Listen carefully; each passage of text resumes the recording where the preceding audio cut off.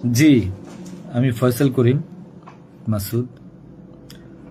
আহ, বিগত 12ই ডিসেম্বর ওসমান হাদির নামে যে ব্যক্তির হত্যা মামলার আসামি আমাকে করা হয়েছে।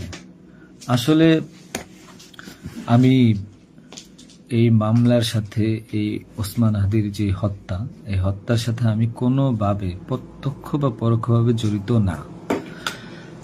এটা পুরোটা একটা মিথ্যা বানোয়াট একটা নিউজ বা যেটাই বলেন আসামি আমাকে করা হয়েছে। করার পিছনে বেশ কিছু কারণ আছে, কারণ আমি তার প্রচারণে ছিলাম। আমি তার অফিস বলেন, আড্ডাখানা বলেন, যেটাই বলেন, আমি সেখানে ছিলাম।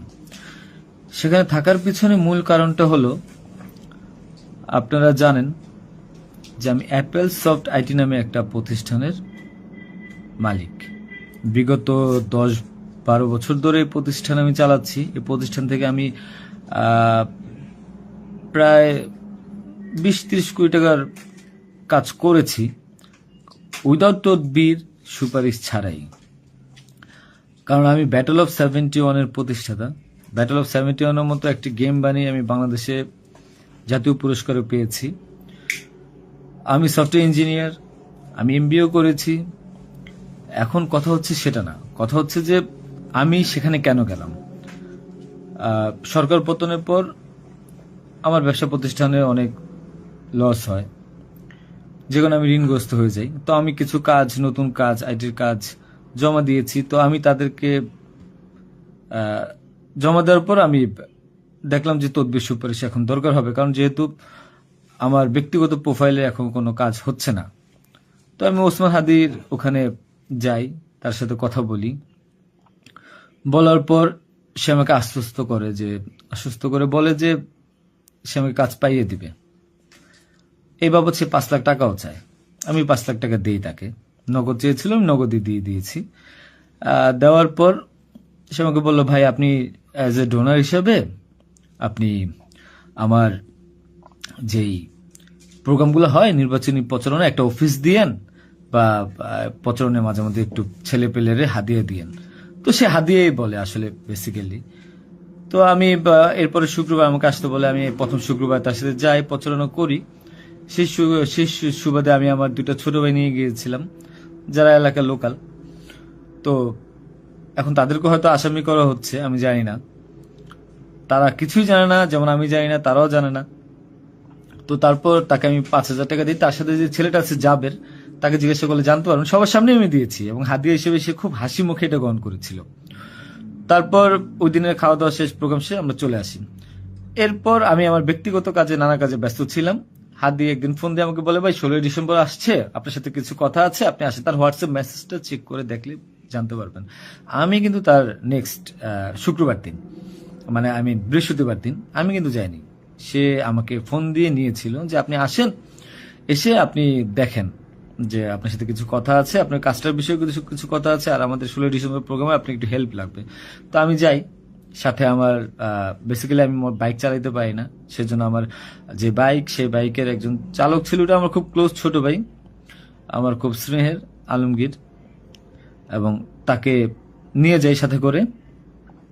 যাওয়ার পরে তার সাথে আমি, পতাকা হবে 35 ইঞ্চি, 40 ইঞ্চি, 18 ইঞ্চি, এগুলো জাবেরকে জিজ্ঞাসা করলে পাবেন, তার সাথে লোক, তাদের সবাই যারা ছিল ওই সিসি ক্যামেরা যাদেরকে যাচ্ছেন সবাইকে জিজ্ঞাসা করতে পারেন। এবং তাকে 250 গেঞ্জি বানিয়ে দিতে হবে, এই জন্য কত টাকা লাগবে ডিটেল।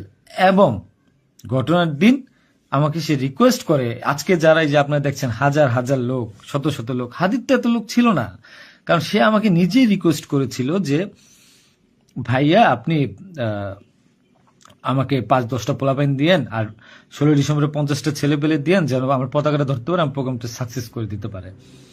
তো দেখেন, তো ওই জায়গায় আমি তাকে আশ্বস্ত করি, ঠিক আছে আমি চেষ্টা করব। তো পরের দিন আমি যাই। পরের দিন আর মাঝখানে একটা কথা বলি, আমার এর পরের দিনই দুবাই যাওয়ার কথা ছিল, যেহেতু আমার দুবাইয়ের মাল্টিপল গোল্ডেন ভিসা আছে। আমি এর আগেও দুবাই গিয়েছিলাম। তো আমার একটা কাজে দুবাইয়ের কিছু প্রোডাক্ট কেনার কথা ছিল। তো আমার টিকিটটা আমি ওই দিন ক্যান্সেল করাই, যেহেতু সে রিকোয়েস্ট করেছে, পিছায় দিই। তো সেই বাবদে যেহেতু 10টা বাজে প্রোগ্রাম, তো আমি ভোরবেলায় বের হই, আলমগীর আমার বাসায় ছিল। আর আমার ওয়াইফ, বাচ্চা যেহেতু নরসিংদীতে থাকে, 5ই আগস্টের পর তারা ওখানে সেটেল করে দিয়েছিলাম। তো থাকার পর সুবাদে আমি আমার বোনের বাসায় উঠেছিলাম। আমি কিন্তু অন্য কোথাও যাইনি, আমার বোনের বাসায় উঠেছিলাম ওদিন রাতে। তো ওই বাইক নিয়ে যাই, যেহেতু বাইকটা আমি কিনেছি।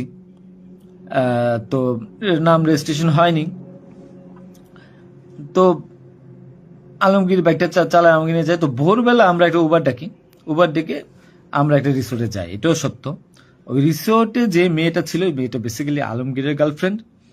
কারণ আলমগীর আমি দুবাই চলে যাওয়ার পর সে যেহেতু এলাকায় থাকতে পারছিল না, তার একটু বাইরে থাকতে হবে। তো মেয়েটা তার কাছে একটা হেল্প চায় বাসা ভাড়ার জন্য।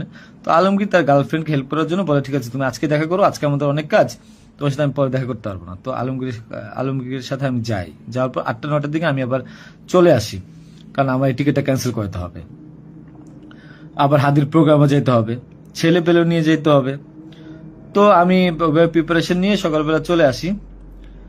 আসার পর এখানে যে মেয়েটা গার্লফ্রেন্ড বানানো, মিথ্যা বানোয়াট একটা প্রচারণা, মানে এর চেয়ে লেম জঘন্য কোনো কিছু হইতে পারে না এই দেশে। মানে আমাকে আসামি করেছেন, ভালো কথা করেন, কিন্তু এইরকম মিথ্যা মানুষের কলঙ্ক দেওয়ার কোনো মানে নেই। সতরা জানেন, ওই মেয়েটা গরিব একটা মেয়ে, মেয়েটাকে ফাঁসাচ্ছেন, মেয়েটাকে দিয়ে যা মন চায় তাই বলান। এখন কথা হলো যে আমি প্রোগ্রাম করেছি, হাদিকে যে ওইদিন কথা বলেছি, এবং ওই দিন আমি তাকে আবার 10,000 টাকা দিয়েছি, পোলাপানকে খাওয়া দিয়েন। আমি আমার বাইক নিয়ে যাই, কে বা কারা এই হত্যাকাণ্ড ঘটেছে আমি জানি না। আমি 10 মিনিট আগে তার কাছ থেকে বিদায় নিয়ে চলে আসি। আসার পর আমি বাসায় আসি, যেহেতু আমি যাব দুবাই, আমি টিকিট ক্যান্সেল করেছি। আপনারা দুবাইয়ের টিকিট গুলো দেখতে পারেন। আমি একটু দেখাই একটা জিনিস আপনাদেরকে। এই যে দেখেন আমার দুবাইয়ের মাল্টিপল ভিসা। 1 মিনিট।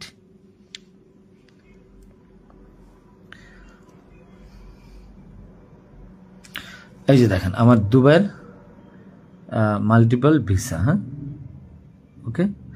আমি এখান থেকে ক্যামেরা যেহেতু দেখা যায় না, আমি এখান থেকে দেখাই। এই যে দুবাইয়ের মাল্টিপল ভিসা আমার স্পষ্ট আছে, দেখেন। ঠিক আছে, দেখেন। আরো ভালোভাবে যদি দেখাইতে চাই তাহলে দেখতে পারবেন কিনা আমি জানি না, একটু ভালোভাবে দেখেন। যাই হোক, এটা আমার দুবাইয়ের ভিসা। তো এরপর আমি এই যে আমার দুবাইয়ের ভিসা, আমার ওইদিন টিকিট ক্যান্সেল করি এবং আমি যাবো আমার কাছে বিদায় নিবই স্বাভাবিক। আমার ভাগিনা একটা আছে 5 বছর বয়স, সে আমার মোবাইলটা ফেলে দেয়। মোবাইলটা ফেলে দেওয়ার কারণে যেটা হয়েছে যে আমার এই মোবাইলটা নেওয়ার জন্য আমার 2 ভাগিনা খুব দৌড়ঝাঁপ করে মোবাইলটা নিয়ে আসে। আমার কাঁধে ব্যাগ ছিল, এখন ব্যাগকে অস্ত্রের ব্যাগ বানিয়ে দিচ্ছে, কিচ্ছু করার নেই আমার, যা বলবে তাই সত্য। আর আমার বাইকের নাম্বার প্লেট চেঞ্জ করে নাম্বার ম্যানহোল থেকে উদ্ধার করা, আমার বাবার 2বার ব্রেন স্ট্রোক করছে, তাকে দিয়ে উদ্ধার করানো, এটা কোন নাটক আমি জানি না। তো তারপর এই তো বাইক উদ্ধার দেখলাম, এগুলা দেখলাম, এরপর আমি বিদায় নিয়ে চলে আসি।